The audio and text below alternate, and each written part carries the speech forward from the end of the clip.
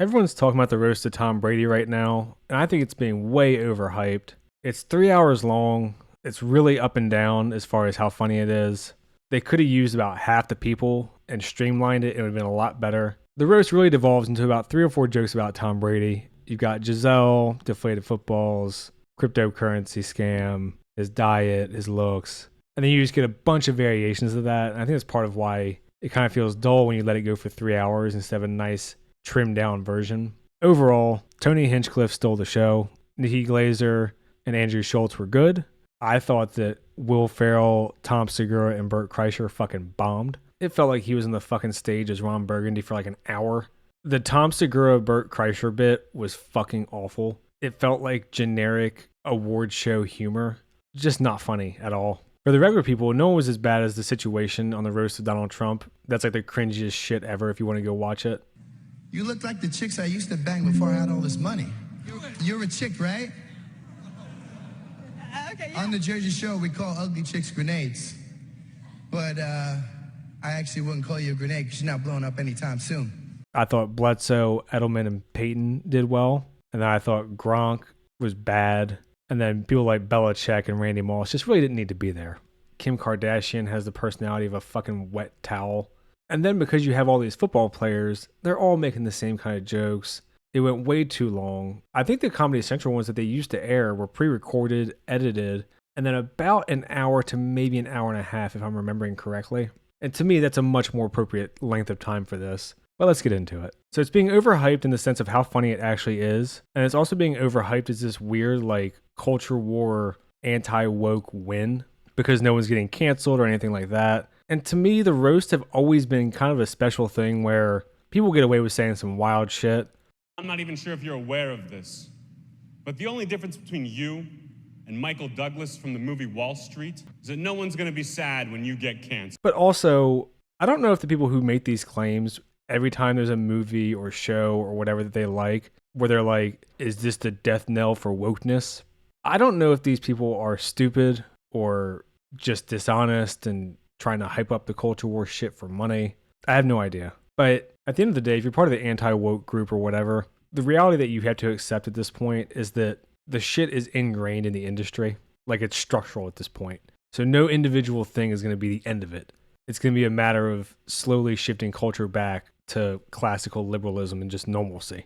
I'm not going to say anything else about that part. I want to talk about the roast itself. I'm going to go through each person who went and just give them like a quick grade. But there's like 30 of these motherfuckers. I have no idea why they were so excessive with it. Other than Netflix just wanted to hit a certain amount of time because they did it as like a live stream event, which is kind of lame because then it lowered the quality. So I'll go ahead and start with Kevin Hart. I'll preface this by saying I'm not a fan. I find him to be just mostly loud and kind of annoying. And that's kind of what he did here. He had some okay jokes, a lot of yelling, a lot of like, oh, white people humor, ha ha ha, like dumb shit. But as far as keeping the atmosphere for the roast, I actually do think his personality fits that pretty well because, you know, he's very energetic, he's very upbeat. So that's good for the atmosphere, at least. Jeff Ross is the first comedian, roaster, whatever. I've never seen him in anything except for the roast. And to me, he's kind of like a staple of the roast, even though I don't ever find him particularly funny. I don't know what it is about him I just don't like. Like, his jokes are fine, got a little bit of edge to him, but overall, he's just kind of meh. Oh yeah, he did make one joke about Robert Kraft getting a happy ending, and Tom Brady walked up and said, don't say that shit again. He looked like he was serious. I don't think that was scripted or anything, but I was kind of surprised that Tom Brady took that more personally than everything else everyone said about him. Next up was Drew Bledsoe. And like I said, I thought he did a good job. Very dry humor. Kind of pokes fun at himself because obviously Tom Brady took his job from him. And also, I think he had the advantage of being first because a lot of the humor is very repetitive when it comes to Tom Brady. So I think that helped him actually that he went first. And I think his dry delivery really worked because it seems to just be who he is. Nikki Glazer was next. And like I said, I think she was probably the second best comedian along with Andrew Schultz. They're about the same quality, I thought. And her stuff was funny. Again, she kind of had the advantage of going early. But a big part of hers just kind of devolved into, I'm a big whore and I want to fuck Tom Brady. And that part to me is like, Like, that's kind of the shit that female stand-ups get bashed for, is that they all just end up being kind of gross and talking about how big of whores they are. And she fell into that trope. Overall, still good though. Definitely on the better end of the comedians. Next up was Randy Moss. And he's not particularly bad or anything, but to me, this is where you can start to feel the roast kind of drag, because at this point, we're almost an hour in, and you're starting to get the football jokes and the repetitive jokes. And at the end of the day, these people are athletes. They're not stand-up comedians. I mean, stand-up comedy is one of those things that I would never want to try, because I can't imagine a worse feeling than just fucking bombing on stage with nowhere to go and the amount of embarrassment you would feel. So he's fine, but this is where I think that they would have really served themselves a lot better to either cut these guys short on their time or just have less of them, or both. And I wonder if they'll release an edited version where they get rid of all this fluff with the other athletes. And then we get this little bit from Kim Kardashian. Again, another person who's not really a comedian, doesn't have much personality, just really kind of a filler. It's one of those things where I think it's supposed to be like cool that she's there because obviously of how famous she is, but she has zero fucking charisma. I mean, let's face it, everyone probably knows some super hot chick in real life who gets away with having absolutely no fucking personality because they're hot. I love you more. And she's the peak of that. Like, she's worth $1 billion fucking dollars for being hot and promiscuous. And here's the Burt Kreischer, Tom Segura bit. And this was another part where it's like, God damn, man, please end this. Like, who made this fucking decision and let these assholes up on stage? I've never seen Tom Segura stand up. Maybe his other stuff's better. Burt Kreischer, I think everyone knows him for literally one fucking joke. And actually, Nikki Glaser had a pretty good one with him where she was like, hey, Burt, congratulations, I love your joke. Because that's who he is. It seems like he has one good story and somehow made it a fucking career. I played high school football. 4 touchdowns in 1 game. So this whole bit should have just been skipped. And to me, this is one of the low points. Again, you're an hour into this thing, and now you just sat through Randy Moss, Kim Kardashian, and then these two back to back for like 20 minutes. And it's like, what are we fucking doing here? Like on the old roast, if you ever go watch them, a lot of them are on YouTube. There might be, a couple celebrity friends up there who are just okay, but you only have 8 or 10 roasters, and it's all edited down, so it's really streamlined. It's not a big deal if a couple people are just mediocre. It's like, oh yeah, you got your friends there. It's your roast. Cool. This felt almost like a late night show mixed with an award show. Next is some chick I've never heard of, Sam J. Maybe she's known more throughout the stand-up world. I'm not super into stand-up. It's a casual interest for me. Again, a lot of this devolves into her talking about having sex with Tom Brady, even though she's a lesbian. Fine, whatever. But in between these two segments also, Kevin Hart literally just walks around the crowd saying, I'm filling time. We had a good first half hour to 45 minutes, and then it's just dragging and stretching. For people that I personally don't care about, I can't imagine most people do. And it's actually funny, one of Tony Hinchcliffe's things that he says about her is that Netflix hit a lot of boxes with her, or checked a lot of boxes off with her. That actually is kind of how this felt to me. And then we get Will Ferrell as Ron Burgundy doing a roast. Absolutely fucking awful. He spends a lot of the time calling Tom Brady hot, just kind of being generic Ron Burgundy. I'm not a huge Will Ferrell fan to begin with. I think he's fucking annoying. I like him as like a side character more than a main. Something like Wedding Crashers where he has like 5-10 minutes works for me a lot better than when he's the main character.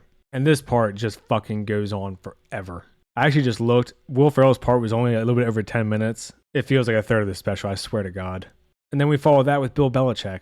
And I find Bill Belichick funny in like a dry, he's kind of a dick way. He should not be doing stand-up. And it's not even like he did a bad job. He just doesn't really have much personality, Fun Bobby. What? Isn't he sober? Oh, he's sober, all right. Just turns out that Fun Bobby was fun for a reason. Yeah, I guess at this point you can kind of see a theme here with my opinions on pretty much the entire fucking middle stretch of this thing. Next was Edelman. For people who don't know, he used to be a receiver for the Patriots. He was probably the best non-comedian. I think he has a podcast, so you can tell he's a little bit more comfortable in front of the microphone. But also he came out right away and was making some pretty edgy jokes. Talking about how he didn't expect to see these guys until Robert Kraft's funeral, who's sitting in the audience, making black jokes about Kevin Hart. He has a really good joke about Jeff Ross that I liked, where he says they're both Jewish, but the difference is people were like, oh, he's Jewish about himself. And when they see Jeff Ross, they support Hamas. So he had some good ones. And that's what I mean is that you can get some people with personality who can make it work. And you just kind of mix them in with comedians, cut the time down, fun roast. Boom. Roasted. He was really solid, but at this point, from the time Nikki Glaser ended up until he came on, was almost exactly an hour. So literally the middle third of this whole thing was just dud after dud. I'd love to see Netflix's analytics and how many people start either skipping forward or turning it off at that point. So then they do a thing where they let Dana White do 1 minute in the audience. He was all right. You know, and 1 minute's not a huge deal when he's just kind of rattling off joke after joke and then they cut him off. So I like this. I think if they were going to do the athletes, they probably should have done more like this, where they had them kind of blended in with the audience, or just give them each a minute. And that way you don't have all this repetitiveness with the jokes and the lack of charisma and personality and stuff. And then we followed that with Tony Hinchcliffe, and he stole the whole show. If you've seen clips of the roast, it's probably been him, because to me, he was by far the funniest part. I don't even think it's close. And he just crushes it with like 5 straight minutes of jokes. And he hits everybody. All night, he's been using the stool that Aaron Hernandez kicked out from under himself.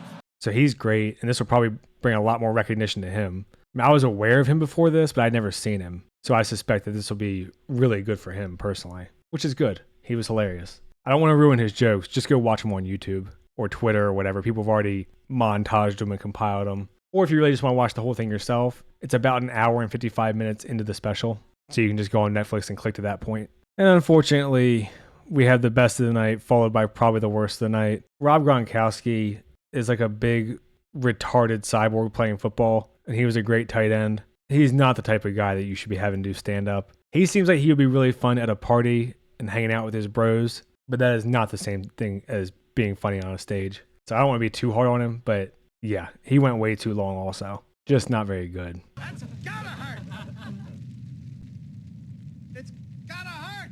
And then we get Andrew Schultz, another comedian with his own podcast. Obviously, he does his thing. Pretty solid. At this point, we're a little bit over 2/3 of the way through, and it's mostly okay from here out. Robert Kraft is a brief little thing, super short, not awful. He's just really old. Like, you can see his hand trembling when he's doing a shot with Bill Belichick and stuff. He's just a really old man. So I don't want to be mean about him, but, you know, just kind of a little bit of filler here. And then we get a random pop in from Ben Affleck. And I actually found this part to be pretty cringe because he just wasn't very funny. And also he does this thing where he had like picked out some random Twitter user or something. I was only kind of half paying attention because he was so dull. And he's talking about how much of a piece of shit the guy is and how he couldn't even make it up a flight of stairs, but he's calling Tom Brady a bad quarterback and blah, blah, blah. And to me, it's like, that is the epitome of out of touch Hollywood talking down to the people that make them fucking rich. I'm fucking better than you, okay? Much better than you. You are garbage. Like, yeah, you shouldn't go online and be like, hey, Tom Brady, fuck you, you're a terrible quarterback.